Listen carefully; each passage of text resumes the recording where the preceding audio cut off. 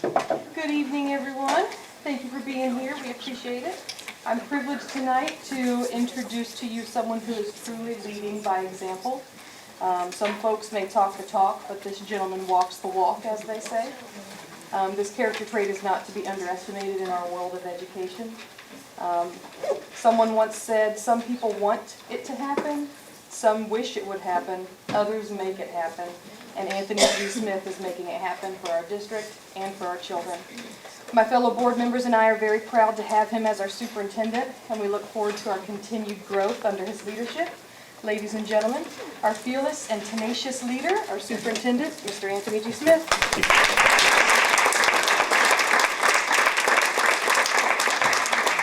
All right. Good evening. I received a text message on my phone, and it was a picture of a cookie. So I took it to AT&T, and I wanted to know, what did this mean?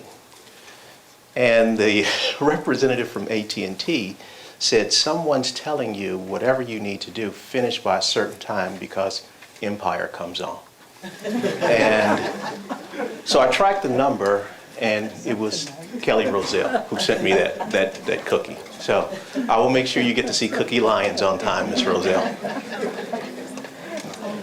Okay, so here are the features about tonight's event. You know, people think it's hard to be a leader.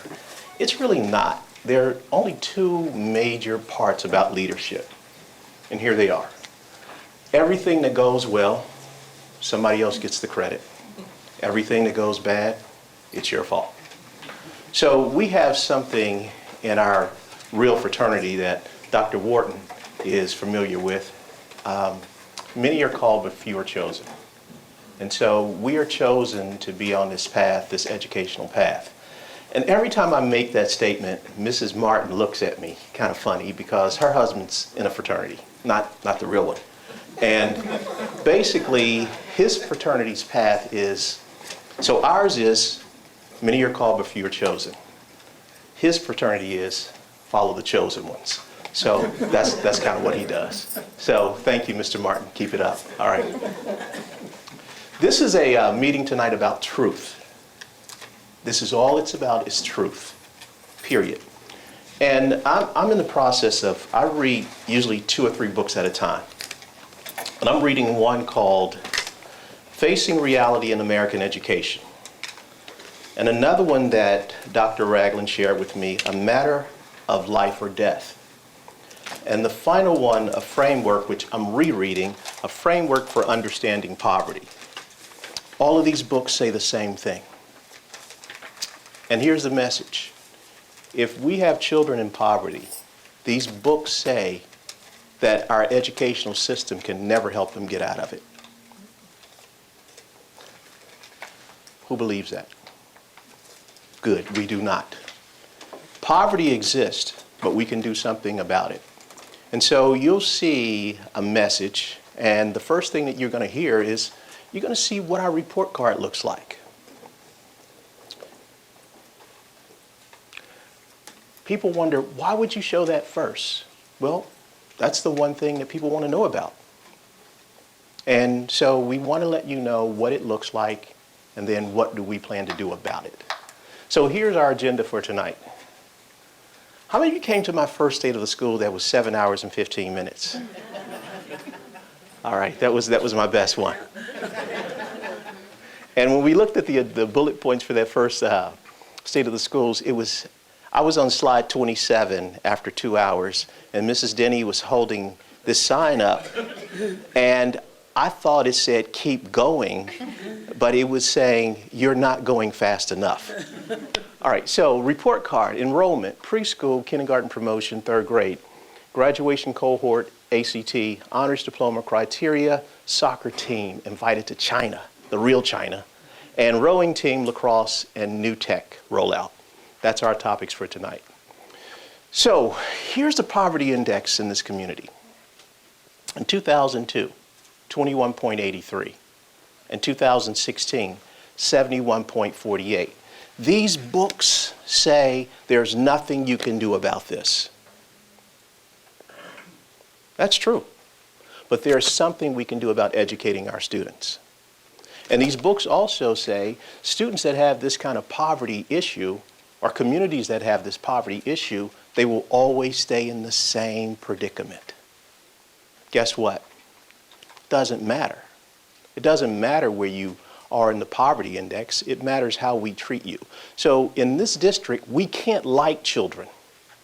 We have to love them. That's the only condition. That's the only variable. We have to love them unconditionally. Even the real good ones. You know who I'm talking about. Okay, so this is what it looks like, folks. We're going to leave this up here for a while. So we're in these categories of achievement, gap closing, literacy, progress, graduation rate, prepare for success, and then there will be another one that comes on later, financial data. So this is the report card for the year 2014-15. We're in the year now 2016. So this is last year's data. But this is real data that stares us in the face every single day. And so the community is saying, what are we going to do about the report card? And many districts have a report card very similar. But here's the difference for Winton Woods. We have a plan of what we're going to do about it. That's the difference. So the highest performance index you can receive in the state is 120. We're at 63.7. That's real. So we did something very different. I've got some math brains in the room. That's Dr. Ragland. That's Mrs. Martin. That's Mr. Day. That's Miss, what's my preschool principal's name? Miss Stiles. Yes, Miss Stiles. I don't see her much because she's kind of chasing little kids. But what happened, we were talking about in our DLT meeting, district leadership team. And the state says you're hitting your mark when 80% of your kids are getting it done. And we looked at our trajectory and it was like in the 60s. And we had some conversations and we said we'd like to move it 5 points. If the state says you have to have 80 and we move it 5 points, math person in the room, where are we? 65. Then we would come back and say, wow, we hit 65. That's not successful. So we started doing some different calculations, and we started talking about not moving points, but moving children. That's the difference. And so for a while, we've been talking about moving points. Points won't get it. We need to take the child who has limited proficiency and move them to the proficiency. So Dr. Ragland sat at the table and got out her pen and started doing all these calculations. And we found out something very interesting. If we move all of our limited children one perspective to proficiency, guess what? Our performance index would be in the 90%. 90% by moving one group. What if we moved everyone? So we've been toying around with points. Points is not the issue. It's moving the children. So that's our new plan. That's our new idea. And I'm happy that we're on this path because at the end of the day, we have to stand for something. And what we stand for is education reform. So that's the report card. That's what it looks like. And I can tell you, this is what leadership is about. There's an accountability system in our world. And this is what the accountability system looks like for me. I have some incredible people on my team. I have some incredible principals, incredible executive members. And at the end of the day, board members, raise your hand. Incredible board members. So this is what I want you to do. We're on a 2-year path. And here's the hardest part about this conversation. Today, I want you to take a look at me, and if we've not changed this, then I am the person responsible because they're following my lead. And when you need to recognize a board member and you say, Dr. Johnson, Miss Miranda, Miss Ruggless, Miss Kuhn, Mr. Birdie, When you need to get rid of someone, get rid of me. That's the challenge. Because my team, they're following what I'm saying, this is where we want to go. So that's about leadership. Most leaders wouldn't say, get rid of me. They would say, get rid of them. Well, this is a different path. So when the report card doesn't look like this, there's going to be another vision that you have to be ready for. There will be people all across the state that will steal these people. They will want them because they changed the path of education for children in poverty that people didn't think would happen. The question is, will you be ready for that? Some of you say yes. Most of you say no. But remember, we're creating superstars in the classroom, but also superstar professionals. How many people, I don't use the word stolen. Since I lived in the West End, they won't let you use that word. How many people were captured or removed from our system last year? Who would know this best? Okay, Miss Wilson. 56 superstars. And that's in a district that struggles. Imagine when the district doesn't struggle, people will come wanting to take over or wanting people to be in their district that are superstars. It happens everywhere. And everybody in this room came from somewhere. So it's not so much about what happens now, it's what happens later. Don't get depressed. That's supposed to motivate you and build you up. All right. So this is our general enrollment. When I arrived, it was about 3,500. Is this the goal? Like to 3,795? No. When's the last time, Mr. Pennycuff, Mr. Cleary, when's the last time you had a district where there were 5,000 students in it? How long ago? Late 80s. 5 years. 5 years. 25. Oh, made me nervous because I'm thinking I came in 3 and they started leaving when they heard I was coming. All right. That's the goal, 5,000 children. 5,000 children busting at the seams. This can happen, and I'm going to tell you how we're going to make it happen. So when people say, wait a minute, Winton Woods is struggling, they're not making it happen. Well, there are 60 families that said, something's happening because we're coming here.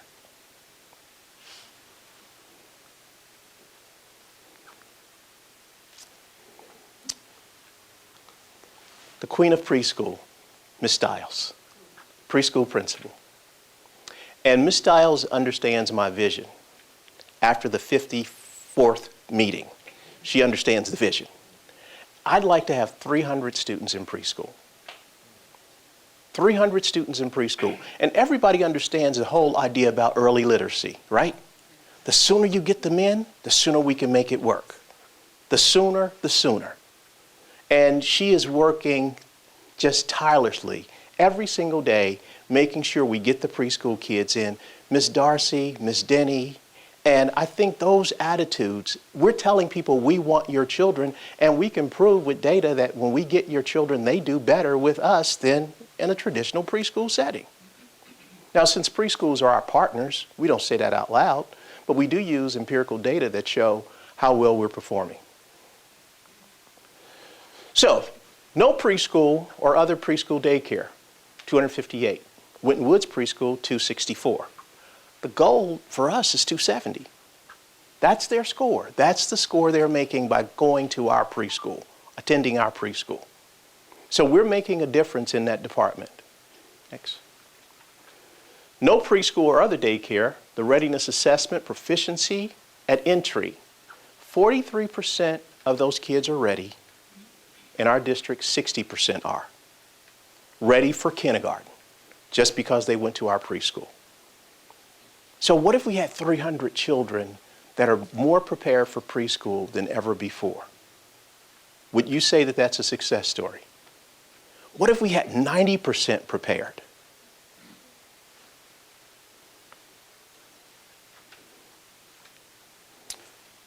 "96% of our students that are in kindergarten are moving on to first grade." That was last year's data. We're hoping the number is higher. Of the 96%, guess what? The 4% that didn't make it, most of those were conditions that parents say, "I want to hold them back another year." Now, we try to encourage parents not to do that, but, at the end of the day, taxpayers make some decisions about their children because we think that there are some consequences later on. And the consequences that we talk about, the state of Ohio says third grade guarantee. You must pass the reading test in order to be promoted. If the parents have already held you back in kindergarten, you're already 2 years older than your peers. So we think we can make up that time, but we do have to listen to parents because they have a say about their children's outcome in their future. So here are the third grade guarantee numbers. 254 third graders. First assessment, fall. 108 students passed, 43%. Spring Terra Nova, 85 more students passed. Spring OAA, 39 more. And then when you combine the measures for summer and for the Terra Nova, there were 12 children, and so the total was 96%. So at the end of the day, 96% is not the goal. I go back to my teaching and learning director. Dr. Holden, what is the goal? 100% of 100%. How many of you remember the video last year about the third grade guarantee? Third grade guarantee says the numbers are so low that when we look at the cut scores and for the next year of the fourth grade, they still struggle in fourth grade. We understand that. But what we want to do is something different. We want to have you so prepared that even though the cut score is low, we want to make sure our children are reaching all of the variables at the right time so that there are no deficiencies when they get to fourth grade. There's a new process in place. However, the state hasn't fixed all the quirkiness of it. How would you assess, what month would you call mid-year?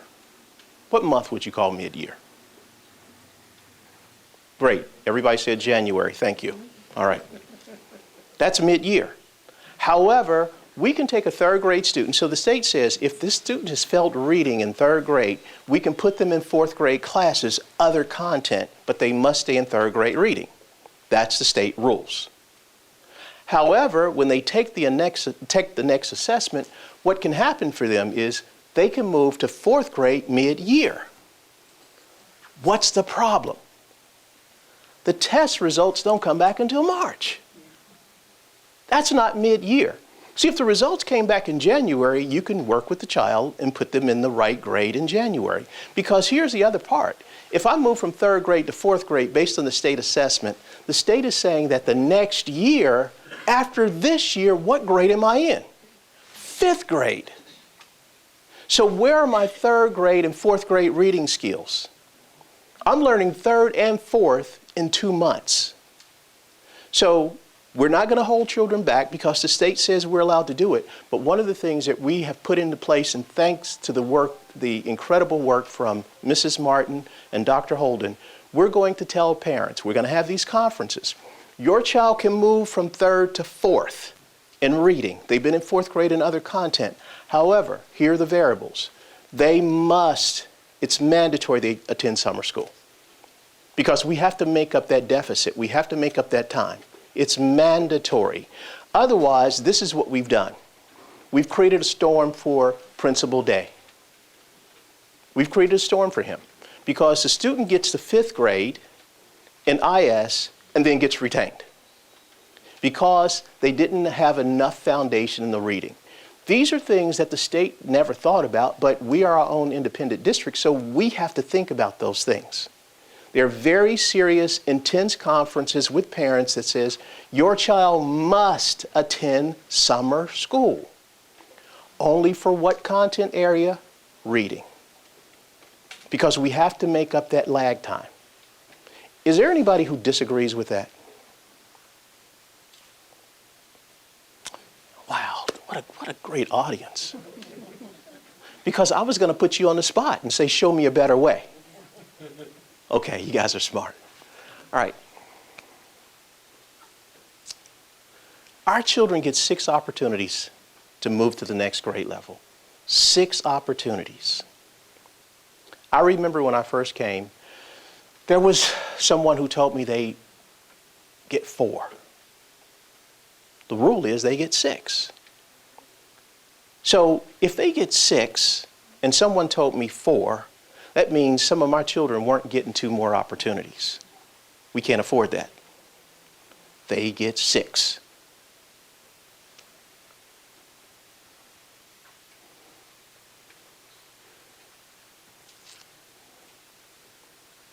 How many of you have ever sat down and talked to Principal Martin? Just a real anxious guy.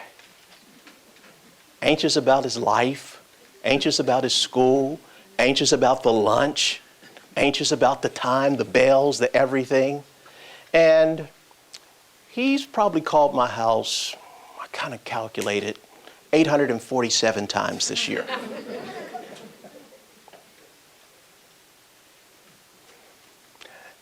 It used to be, he used to at least say hello. Now he just starts talking.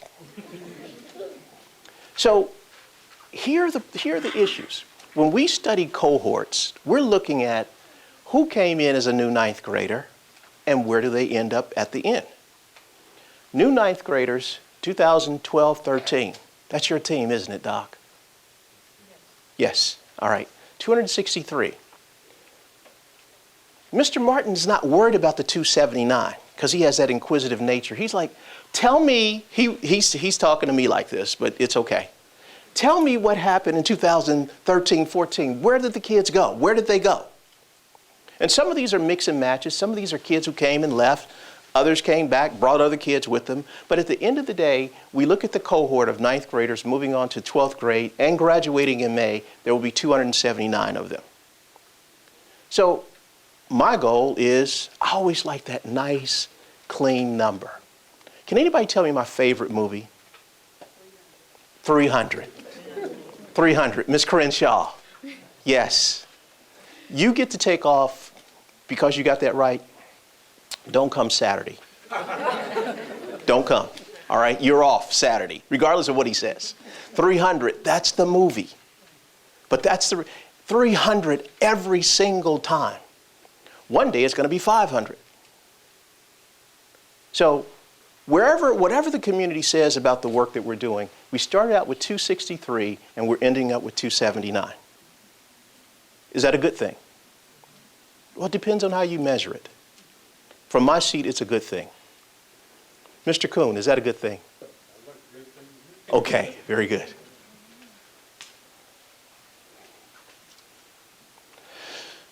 Someone asked the question, why are we moving to this new tech kind of place? Well, again, you would have to give kudos to the previous board and then give more kudos to the new board. Previous board says we're going to start something very innovative, the Academy of Global Studies. And they did it in a very creative way. Some districts would have probably brought the entire school in at one time.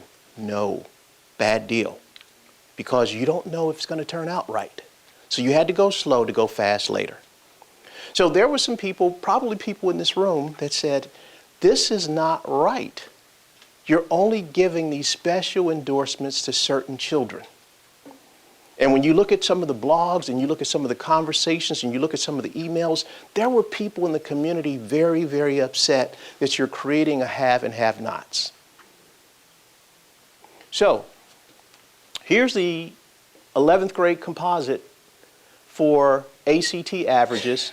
These are the kids in the Academy of Global Studies, close to 22%. 12th grade composite, close to 21%. Look at the 11th grade composite for the traditional students. How much longer were we going to do this? Composite 22, composite 18, 17. So we decided that we would use the information that we have in front of us, and we would make the transformation to make all of our schools have the same New Tech experience. Doc, you remember that day we talked to New Tech on the phone, and we said we wanted to be a New Tech district, and we thought they had hung up on us? It was silent. We were like, are you there? And we found out something later on. How many New Tech districts are there? Okay, let's see if we can do the math again. How many real New Tech districts are there? Come on, Doc, work with me. There are two, sir, but in my mind, there's only one. There's only one. Winton Woods. Yes.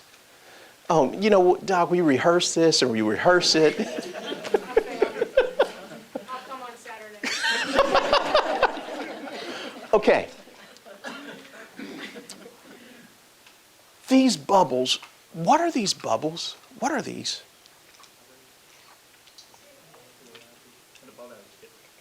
These are 3 different groups of children. Kids who have some struggles, kids are in the middle, and the special super kid. There are only 3 types. We think there are a million types. There are 3 groups. So this is the work, the math work that Dr. Ragland did at the DLT meeting. We calculated if we get everybody to move, our performance index would be something that this entire community would be very, very proud of. And we do it consistently. See, let me tell you one of the things that the community is not interested in. You're not interested in us doing it one time. Over and over and over and over and over. And then one day you're going to knock on my door and you're going to ask me a very simple question. What have you done for me lately? And we'll be able to show you incredible results of what we've done. So this is what it's supposed to look like. That's the paradigm shift. All of the kids move. So we can't forget the struggler. We can't forget the kid in the middle. We can't forget the gifted kid. Everybody moves. The entire community. Is that what reform really looks like? Is there another way? The whole objective is to make sure they don't go to the left. Guess what? Having the New Tech experience, we know that that's what's going to happen. So we're very, very excited about it. Mr. Cleary came to a board meeting last month, this month's board meeting. This is May, so it was last month. All right, stick with me. Stick with me, Doc. All right, okay. He told us something very compelling that we already knew. PBL and Scarlet and the Oaks makes children's lives easier, better, more fundamental, and guess what? They learn from the experiences. People like doing certain things. If you like school, you get invested in school. If you're doing well in school, you stay invested in school. So if you're working on projects with kids, with other kids, and here's the other thing that PBL does that we never really talk about. PBL improves attendance. If I'm working with a team and the team expects me to be here, guess what? My attendance improves because there's some responsibility and other people say, you're responsible for my work and vice versa. Anybody here work on a team? Anybody work on a team and you wish certain people weren't on the team? Okay. Anybody ever had to get rid of someone on the team? Now, you know that speech I gave you that if this doesn't work, get rid of me? I really didn't mean that, okay? So just get rid of that part.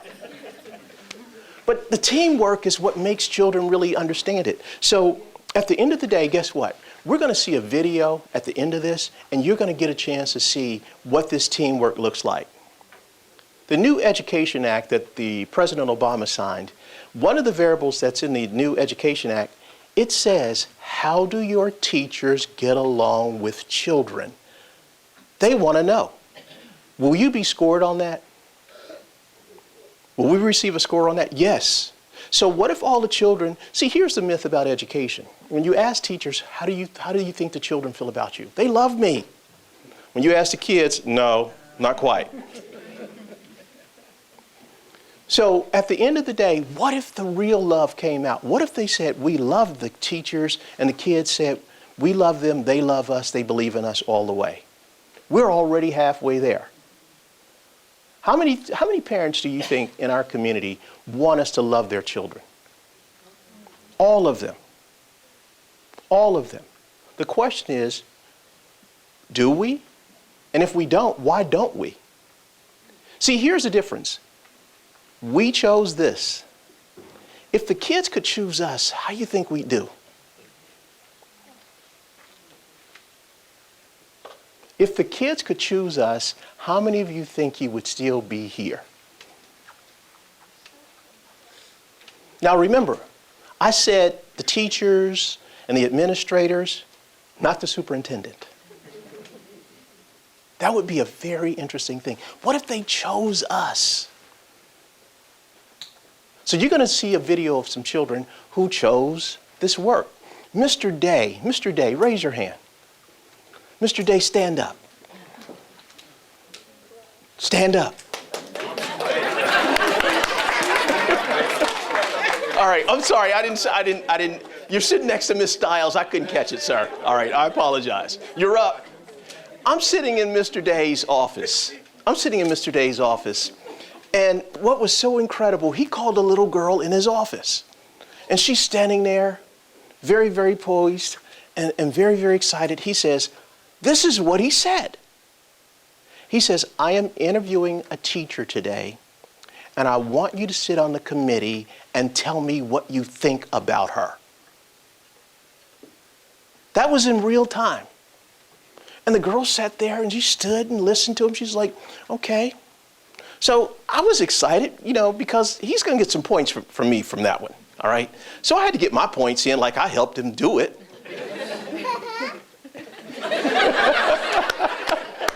I need her here at every one of these.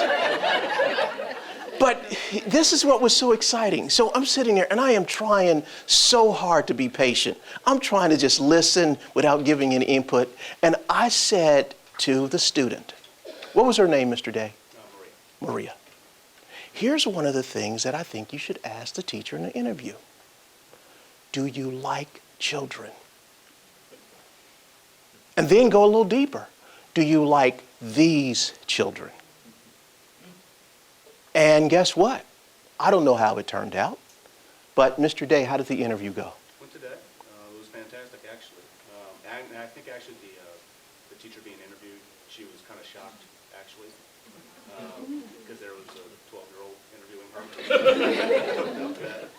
But I think I talked to her afterwards, and she was actually very impressed with that, and it was just different. And honestly, we need to do something different. To be honest with you, so. Bravo, bravo. Thank you, Mr. Day. And you know what's so interesting? This wasn't even part of my presentation. I just happened to be there and saw it. So that's the powerful thing. Some principal is asking the student, I want you to be part of the interview to help select the teacher. Does it get any better than that? No, it doesn't. So here's our new deal. Last year we had 15 students that were recognized at the superintendent's dinner for outstanding academic performance. This year, we changed the standards. We raised the standards. We raised the standards. We raised the standards to meet the state diploma, honors diploma, state honors recognized diploma. That's what the new dinner says. Last year we had 15. We raised the bar. How many do we have this year? Remember, we raised the bar. 14. What's the goal, Mr. Martin? 300. Really, that's the goal? 300? Okay, so a couple of board meetings, we've been hearing a conversation about a National Merit Scholar. That is the most prestigious, honorable diploma, period. National Merit Scholar. I met a gentleman today at the Kiwanis meeting. And he told me something very interesting. I didn't even know him. He just came up and he says, my son was the last National Merit Scholar in Winton Woods. And I asked if his son would be able to come and talk to kids about what that honor felt like and what it did. But guess when the year? The year of the last National Merit Scholar in our district was, guess when?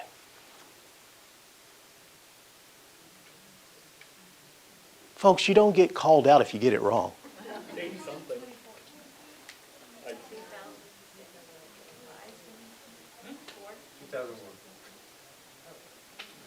1977, according to his belief. All right, okay. Was it you, Mr. Coon? Okay. All right, what if we had 10 at one time? See, here's the thing about this honors diploma. There are some schools that no one gets it. Today we have 14, and they'll be recognized at a dinner and then later on in the main auditorium at an event. How do you become a honors kid? Look at the criteria. So I want you to tell me if you would have been an honors kid when you were in high school, if you would have been an honors kid. 4 units of English, everybody got that, right? Okay. 4 units including Algebra 1, Geometry, Algebra 2, or the equivalent of, or another higher level course of a 4-year sequence of courses that contain equivalent content. 4 years of science, including physics and chemistry. We seal up? Okay, all right. 4 units of social studies. 3 units, including no less than 2 units with which credit is sought, 3 units of 1 language, or 2 units each of 2 languages. We're still good? 1 unit of fine arts. We all got that. Grade point average, 3.5 on a 4-point scale. You have to have a minimum of a 3.5. Who's still in? One person's, 4 people left. Okay, all right. 27 on the ACT. We're dwindling. 1210 on an ACT. You say, I didn't do the ACT, I did the SAT. All right. So those are the equivalents. So raise your hand, stand up if you were still be in the game.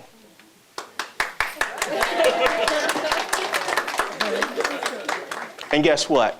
You may think I'm just here as the moderator. I'm standing. Really? Okay. You're our superintendent, but we know you didn't make it. Well, I did make it.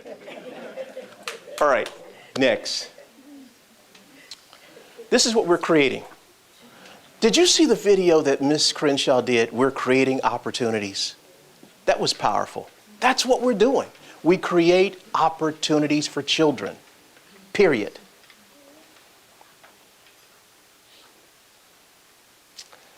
Powerful. When you see Mr. Gillespie, give him a hug. He has decided that he is going to take our soccer team to China.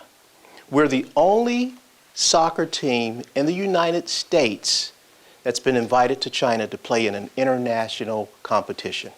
The only soccer team.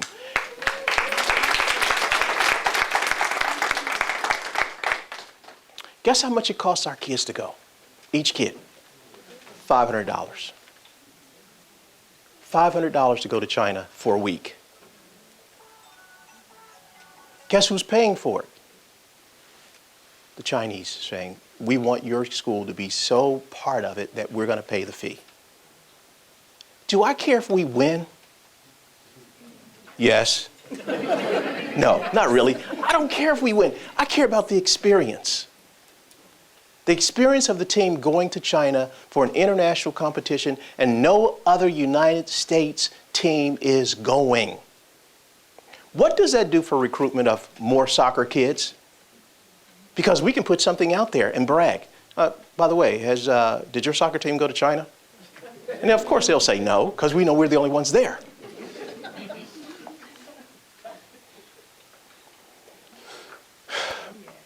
Where's Miss Wilson? Oh, Miss Wilson, Miss Denny, Mr. Lumpkin. They have been an incredible team. guess what? This is going to be launched this summer. We've got it done. We will have a real rowing team. The Army Corps of Engineers, the people who own the lake, they're all saying, come on, Winton Woods, we've been waiting for you. When we first started talking about rowing, when I first started talking about rowing, people were like, something's wrong with this guy. Well, this is a reality. It's really going to happen. Now we have to find the brave young women that are going to be out there making it occur. This is a reality. So one day, what's your youngest daughter's name? Gabriella. She's going to walk across the stage. I'll still be here, by the way, regardless of what you think. She's going to walk across the stage and receive that rowing scholarship to Stanford. In her part-time, she's going to be a fly fisher. No, that's a bad story, but yeah, we'll get that one in. But imagine the rowing experience that our girls are going to be part of. So one day, everybody comes down on the lake and sees the rowing team, the real rowing team. That's what they'll look like.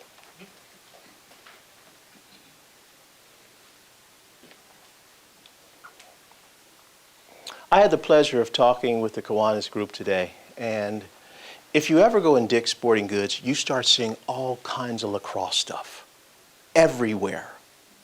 So this is the new sport. I really wish, does it look like that team can play the game? I wish that was my real team. So I decided, I've got twin grandsons, they're 4-year-olds. And I decided I would buy them lacrosse stuff. So if they become really, really good, guess what district they're going to? Winton Woods. And their moms called me and she says, hey, the box says lacrosse. That's what this box says, lacrosse. But when you left, this looks like the Game of Thrones. These kids are just crashing each other and fighting with the lacrosse sticks. But guess what? In the beginning, we'll look rough. We will look rough. I happened to peer in a gate. I'm not like a spy or anything, but I looked at Fairfield. Man, those kids are playing the game, and they're receiving scholarships. Our kids can do the same thing because our kids are very athletic. These are scholarship opportunities.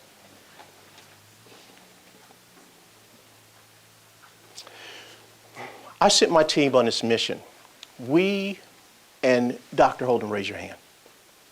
Very instrumental with the grant. So we call it $1 million grant. People say, okay, you're off a few hundred. Okay, 911,000. That's $1 million. How would you count it, Mr. Cleary? $1 million. It's $1 million. There were so many people competing for the straight A grant that guess what? We were the recipients. We got the grant.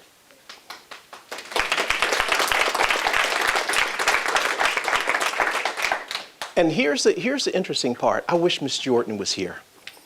Because I talked to my team and I said, team, listen, every Tuesday at executive team, we need to work up a plan in case we don't get the grant. And the team were like, yeah, we're going to get it. And if we don't get it, we'll walk away with a plan and it'll be solid. And so Miss Jordan is not just my executive assistant, she's my spy. And so whenever executive team is over, she pretends like she's doing something and stands by the door because I want to hear what they say about me. And so they left one time like, he's insane. There's no way. Not going to make it. And I said, Miss Jordan, were they talking about me? No, sir, I don't think they were talking about you. They were talking about something else.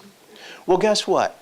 There was this rush at my door when we got the notification about the grant. There were 2 ladies running to my door, and I didn't know if it was a fire. It was Dr. Holden and Mrs. Denny. And they both jumped in my arms, and I twirled them around. No, I didn't do that. But the whole objective is we were excited. But guess what? Here's the thing. We thought this was good enough for our children. We were doing it anyway. We were going to figure out how to do it anyway. So the timetable without the grant takes me 5 years. Timetable with the grant takes me 2. So we are speeding it up as fast as we can. So here's the timetable. The high school is already rolling. We involve the middle school and the intermediate school this upcoming year. Mrs. Martin gave me this look. I've been knowing Mrs. Martin for a long time, and this is the only time she ever gave me a dirty look. When I said, you guys are 16, 17, and she gave me a dirty look. But guess what? Some of her teachers are saying, we want to volunteer now. So our teachers are already set for this endeavor. There are teachers at the middle school saying, we want to go now. There are teachers at IS, we want to go now. There are teachers at primary north and south, we want to go now. Can we be the pilot? Can we do the thing? They're all excited about the opportunity because they know it's going to help our children grow. So here's the timetable. No, we can go. This is what it does. Interdisciplinary team teaching, PBL, technology supports. I have the best tech person in the world. The best tech person in the world. Raise your hand, best tech person in the world. Rhonda Hobbs. And this is what's so interesting. She is so patient with me in technology. She helps me tremendously. No, you don't want to do that. Do this, do that, do this. So when she teaches me things, I go and teach other people like I really know it. And you know what? It's all good. So thank you. But deeper learning, new culture, trust, respect, responsibility. Just think if we could teach our children trust, respect, and responsibility, would they be better children? Yes. Here are some of the professional leadership pieces that go along with it. And you know what? All of these things are around the pillars of what New Tech and what ISSN and what agency is all about. It's all of these experiences that says we're going to change our culture, we're going to change our community, not just one student at a time, but all of the students at the same time.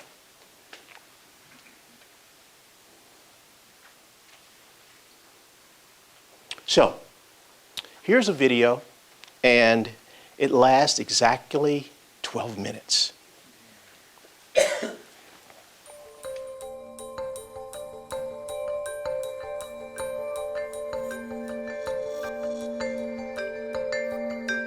What if school was a place where students were engaged and inspired? What if all learners pre-K through 12th grade were problem solvers, creators, communicators, and collaborators? What if classes offered real-world, relevant, authentic learning experiences? What if students could develop the skills most valued by employers? With the New Tech model, we will provide a pre-K through 12th grade pathway for students to incorporate the principles. Teaching that engages, culture that empowers, Technology that enables, And outcomes that matter. educational transformation is happening across the country. and here at Winwood City Schools.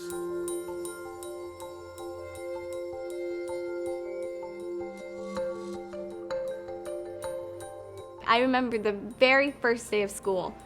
My teachers was just like, all right, get up, introduce yourself to your new group. Like, I was like a deer in headlights. I was so used to just doing my book work, turning it in, and getting my credit. I was so used to teachers giving me worksheets and learning out of textbooks. It was difficult at first, but it became a lot easier very quickly, and it gets easier for me every day. Switching over last year to project-based learning and going to the Academy of Global Studies was life-changing for me, both as a professional and personally.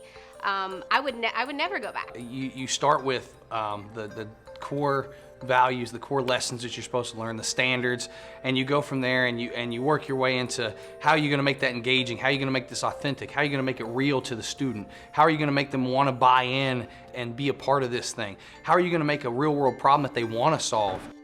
It completely revamped and changed everything I knew about education. The projects are not just projects, but they're standards-based projects. So it would have been the same material that you learned from the textbook, where you take the test, you forget the material. The projects just brings it alive, and then you start internalizing it and making it real for you every day. So in essence, it's the same idea of teaching the standards and the content in the sections of a book, except for it's meaningful and it's purposeful. They're able to use critical thinking skills, delve deeper into the material, and then actually apply it. That first group project kind of taught me that project-based learning isn't like doing projects in traditional education. It's a lot easier than that. You all use your special skills, your strengths and weaknesses, and you put them together and you compromise, and then you reach your goal. If you want to get the job done right, and if you want it to be easier for you, you have to push yourself to collaborate. That means talk to the people around you, work with them. If you have a question, don't be afraid to ask them about it. If I don't know something, I know someone else knows it, then I ask that person. It's about collaborating. There's always some kind of collaboration piece where you have to be able to communicate with other people and do everything you can to make sure that the product that you produce is the best it can be. The students buy in and they own their projects. They own what they're doing. What they are producing is theirs. In the process of developing their product, they learn as much as they can about the concepts. When you make something meaningful to a student, you can make it meaningful in a way at their level. So those kids who understand everything the first time you say it, you can push them further than you've ever pushed them before. But in addition, it's for those students who don't necessarily understand things that well. Being able to incorporate physical interpretations of mathematics specifically helps them to understand what the numbers mean and then help them to remember it. The questions that they ask, they show that they're grasping concepts at a level that's greater than what you even expected them to get in the beginning. Once you get into that whole spiel and they start going and they start rocking and rolling through a project, it's amazing to see their engagement level and how much they want to be a part of the project and they want to learn. It's not just for math though, it's for English, it's for science, it's for history, and as a result I can incorporate all of those subjects into my math classroom and those subjects can incorporate math into theirs. We give them a foundation, but it's their responsibility to take that foundation and create this entire incredible learning environment. So the foundation, that's our responsibility, and we're really, really good at it. But as far as the creativity, that's where they come in. I would be teaching a novel, and I've taught this novel for years, but by wrapping it around a project, they get even more engaged, and they come in and they want to learn about Othello. Who wants to learn about Shakespeare when they're in 10th grade? Well, these guys do. I feel like ever since I've entered into project-based learning, I've gotten pretty confident with myself just because I have to present in front of people, and I've also realized what my strengths and weaknesses are. You get the knowledge a lot quicker because you're not like staring at a book trying to figure out what it's saying. You can go find the source that's easiest for you to understand. It's different every day and you can't really prepare for it because you're no longer just teaching a class. Now you're facilitating the class and you're giving them what they need and you're trying to add resources and value any place that you can. That's the coolest piece, is they don't even know they're learning half the time and they come out and they're like, man, I know all this stuff that I didn't know before. We're going not like an inch deep anymore, we're going a mile deep and a mile wide, and then it gives them the opportunity to apply what they learn as well.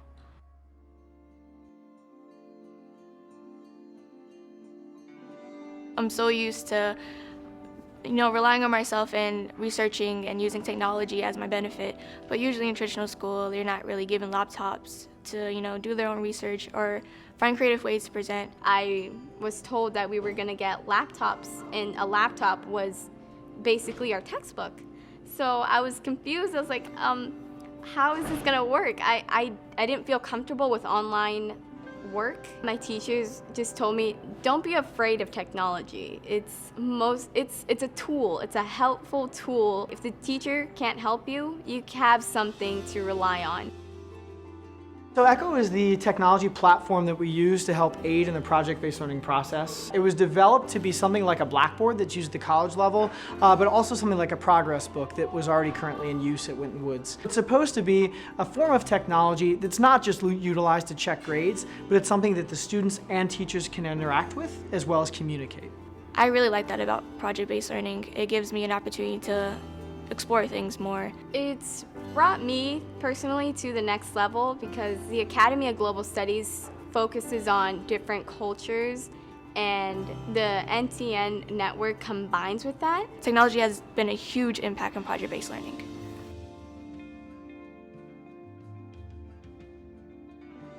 So the three main tenets of the culture are trust, respect, and responsibility. The idea around New Tech Network is that students are in a collaborative environment with adults that happen to be facilitators rather than teachers. I don't have to be, and I am no longer the person that holds the keys to everything. And that's the best part. We explore that together. When you give them that power, you see a whole different side of them. I mean, their creativity level is through the roof, and they surprise you every single day with something. Your teacher no longer becomes a teacher, they become your teacher and your friend. So you're able to communicate with them when they're having problems. When you're not understanding something in a project, you can always ask them for help, and you're not afraid to do that. It's more of that teacher and student relationship and trust that I learned just as much she learns from me. Once we have an understanding of communication of both sides with one another, we can start to create a culture that empowers. A culture that allows students to be able to feel like they have a say, to feel like they have choice, and to feel like they matter. Once you kind of know that people are going to listen when you're speaking, it gives you this kind of confidence. As your confidence builds, so does your leadership. I can voice my opinion, I can ask questions, and I'm not afraid to receive the answer. People rely on you. You know, you're assigned to a part and they expect you to get that part done. And if you don't, there's consequences. Being able to teach something to someone else shows the highest level of thinking and understanding.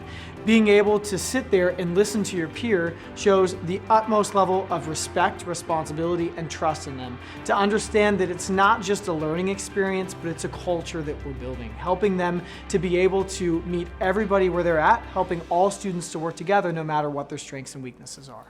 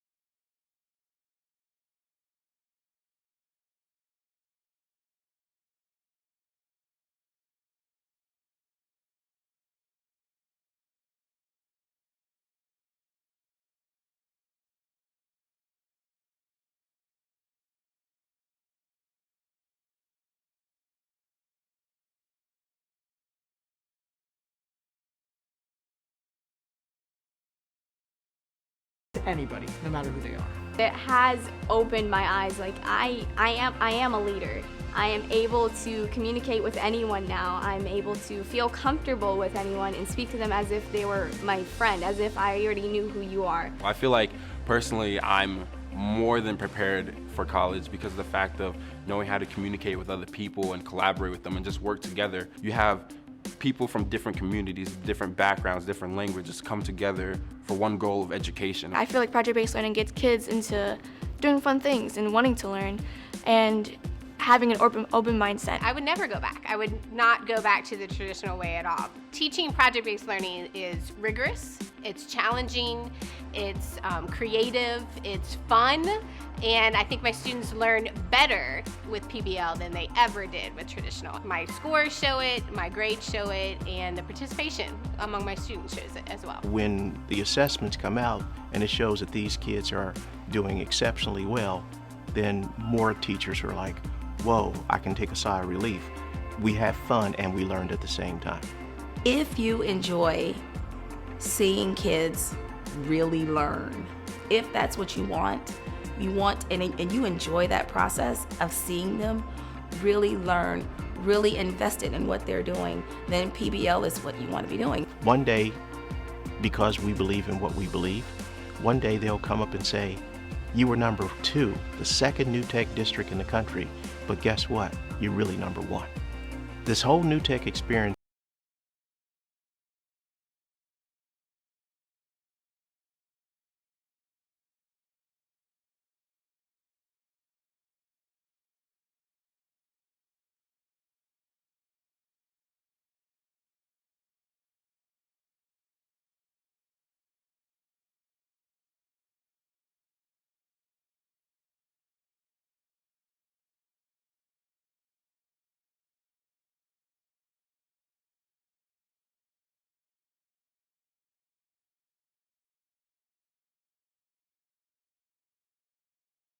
The New Tech people are not foolish.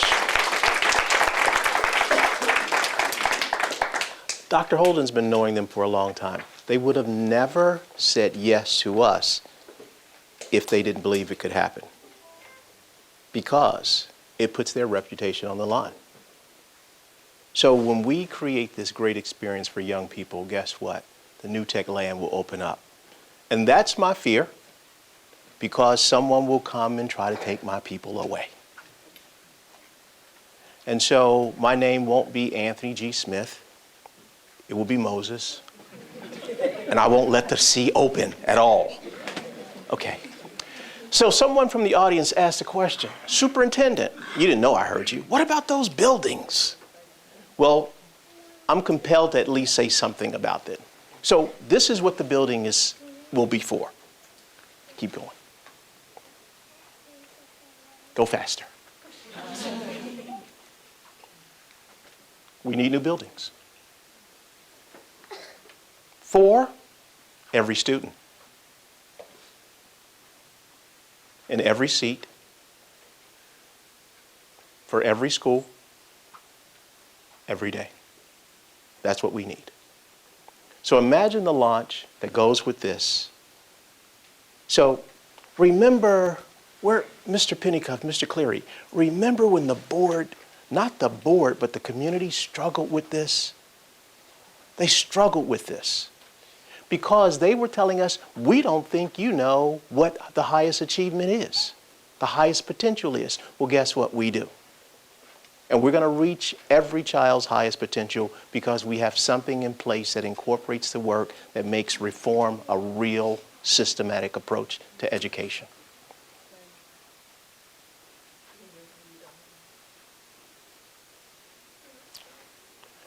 We will make sure that on September 1st, any question that you have will be incorporated in our next superintendent's State of the Schools, and we'll answer all of your questions in the process during that time.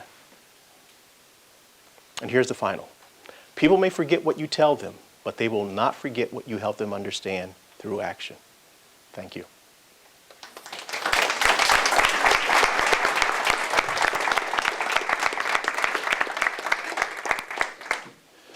So we have a few minutes for questions. If they're very, very difficult technical questions, my executive team is here. If they're easy, ask me. Mr. Cleary. I only have a very difficult question. You kind of have addressed it, and Mrs. Wilson kind of has addressed it, in that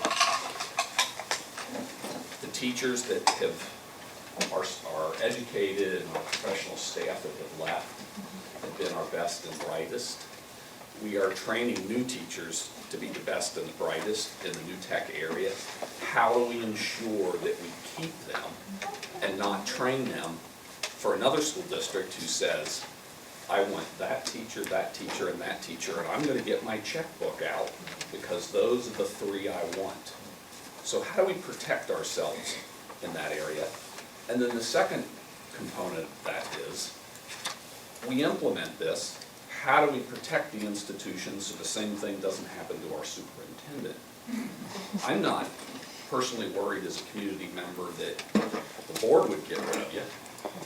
I'm concerned that some other school district would come and say, I want this man. Well, the school in the Bahamas. No, Mr. Johnson. I wouldn't do it. But here are two parts of it. Here's two parts, and thank you. Your board questions are still those questions, Mr. Cleary, so they're powerful all the time. This is something that Mr. Johnson asked me at the last meeting. He says, so you're saying that all of the children will get that experience? I said, not right now, but later on. Well, this is the later on, because I promised you that it would happen, so it's here. Okay. As far as the checkbook is concerned, those are the variables that we fight against. And training a new tech teacher is very, very expensive. Very expensive because of all of the parameters that you put into place. So it would be great for a district to come and say, I'm taking your teacher because you've already paid the money. That happens. However, I have one of the most creative HR directors in the world. Her mission now, not Mission Impossible, steal some of them for me. Get some of those teachers for me. Because remember, with us being, remember, they're new tech schools, not new tech districts. So some people want to come and grow through the whole experience. That's our unique piece. The rowing helps, the lacrosse helps, the world-class choir helps. All of these other variables help make us the institution that we're thriving to be. But the checkbook does make a difference. And one of the things that we've learned to do is we put in exit interviews. We want to know, what made you leave us? What made you leave us? And the things are all over the place. Some people say, I drive past 2 new schools to get to your school. I want to be in the school district where my child is in the district. I want to be in a collaborative culture where learning is fundamental and it's first, not second. So all of these things take place. And here's a good part. This is when I know that we've made our mark. I'll know it will be so invigorating. When the teachers in the district and the administrators in the district and the employees of the district put their kids in the district. That's when I'll know. And you're wondering, like, when is that going to happen? Well, remember I was telling you about these 2 great people that work with me? One is the principal of the high school. One is the principal of the ES. They decided where my child wasn't quite right. He goes here now. So there are many others. And he will graduate from this district, or I will get rid of his parents. No, one of them. I'll get rid of one of them. Both. Guess who? Both. Guess who? Both of them. 2, both of them. Mr. Johnson says both of them are gone. All right. So it's that whole attitude. And you know what? When we treat the teachers right and we give them the respect that they're entitled to, they stick around. And I know that for sure. So there are 3 people on my executive team that also meet with the Teachers Association. That's our HR director, Ms. Wilson. That's my teaching and learning director, Dr. Holden, and also Ms. Darcy and Mr. Denny from time to time. We were meeting with WWTA quarterly. Bad idea. Too many things happen in a quarter. Now we've changed it. We meet with them monthly. Because we want to make sure that we're capturing every moment to know exactly what our teachers are thinking, what they're planning to do. And believe it or not, there are some teachers in the high school right now who brought other teachers here. So I don't mind taking people from other places, but they have to be great people and they have to love children. And if you want to give the donation with the checkbook, Mr. C, to help keep them, I'm with you, sir. Okay. I don't know exactly where you live, Ms. Roselle, but I think you can make it to Empire. I think you can get there. Yes, ma'am.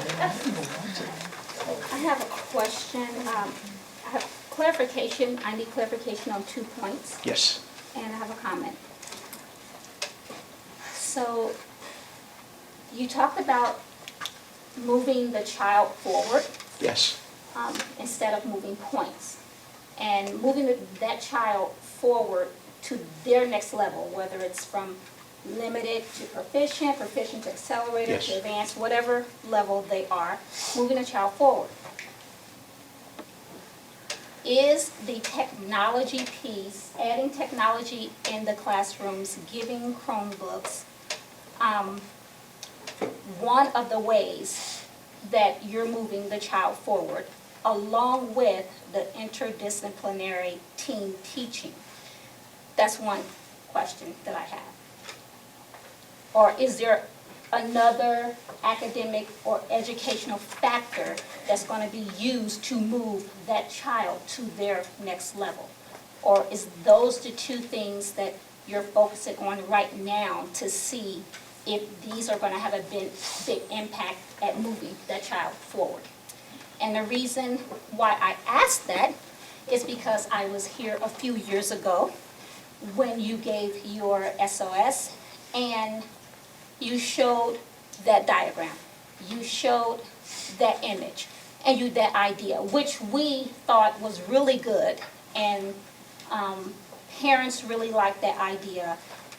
I don't see that happening, whether when you came here, if you had the board or the staff to get things done then, but this was 3 years ago that image was demonstrated, that idea, you came with the idea, and I don't see a lot of progress in that.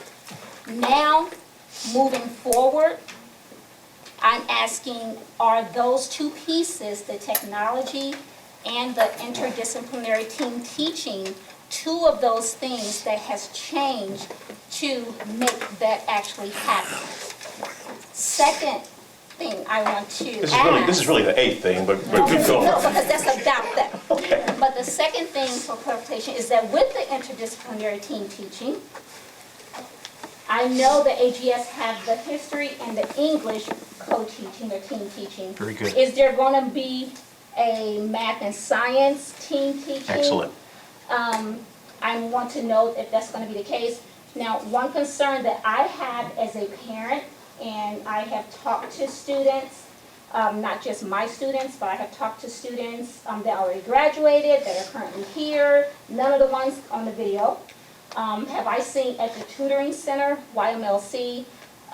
One of the things is that please bring it up in September to get this answered, and that is students are overwhelmed with projects. So in order to not just, like the quote says, I may forget what you tell me, but not what I understand.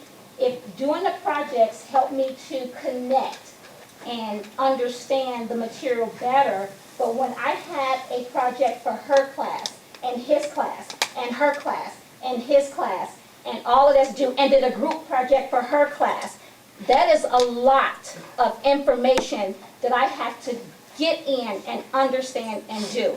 And I see and I hear and I know students have complained, it's just overwhelming of information. So maybe, like the one math teacher says on here, as far as he's math, but other teachers are maybe can incorporate their subjects into his projects or so forth, you know, his subject into their projects, because maybe having a math and science aspect project will lessen the burden of staying so busy and overwhelmed with projects that maybe the students could actually grasp the information better and material, instead of having multiple projects for science, multiple projects for math, the history and English projects, then for art, or then for the foreign languages. It's a lot. So I would like to know what the plan is to try to lessen the burden on our students who are feeling overwhelmed with that. Okay, very good. Excellent. So let me get all the parts. Okay. Number one, we are combining classes because guess what?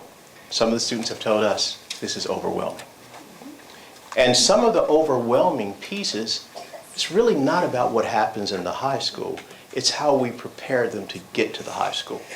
So one day, you're in a traditional middle school experience. You had your ES, you had your IS, and then you jump into the land of new tech. It's like, whoa, this is big. So we're incorporating it in a way that says you learn it progressively.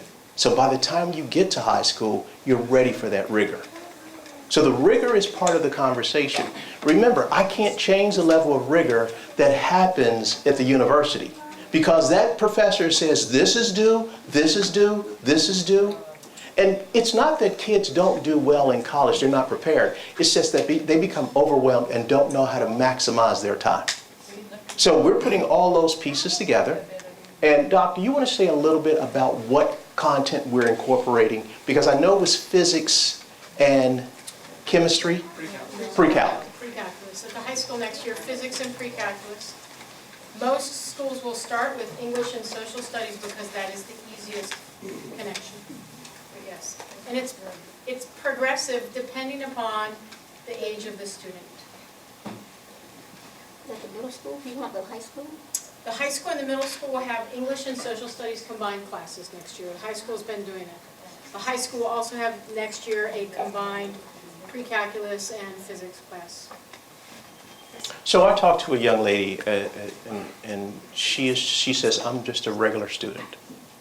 And I said, tell me why you like the experience. She says, I can tell you, every project that I've done, period, I remember all of the content, all of the specifics, all of the variables, all of the factors, and I can take that course anytime and score well on the test because I remember. And I said, well, how do you remember? She says, because all of my projects are still in my room. And my parents can't wait for me to get out so they can get rid of these projects. However, at the end of the day, it's that experience that guides the work. And I think one of the things that Mr. Martin realized, and it was very, very essential, our kids that were transitioning without any PBL experience were overwhelmed. Our ninth graders were overwhelmed. And so now we're talking about launching it in a way where they get the introductory of it and then they transition. But here's my biggest fear. I do have a concern. I have a concern, so we talk about open enrollment. I have a concern that new kids coming to our experience will be overwhelmed because they've never had it. They've never seen it. And if we want to really capture that student, we have to show them how to be part of the experience so that they don't get overwhelmed. I don't want the kid to transfer. I don't want them to lose hope. I don't want them to lose faith. But we have to figure out, why do we do what we do and what are our outcomes supposed to look like? So I think your questions are incredible. And we are going to show you and show the rest of the community that this is the right path to be on. So I didn't answer all of them because they were like too many. It was two? How many think there was two questions?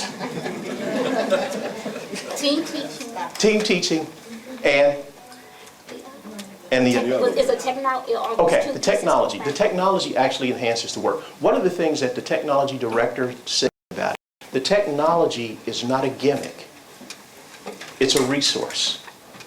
And so we have to use the resource the right way. At the partners breakfast, the business partners breakfast, Mr. Denny is not here today. He's out ill.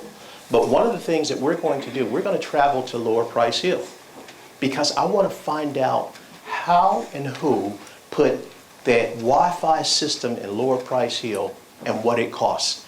I need to find out how to do it.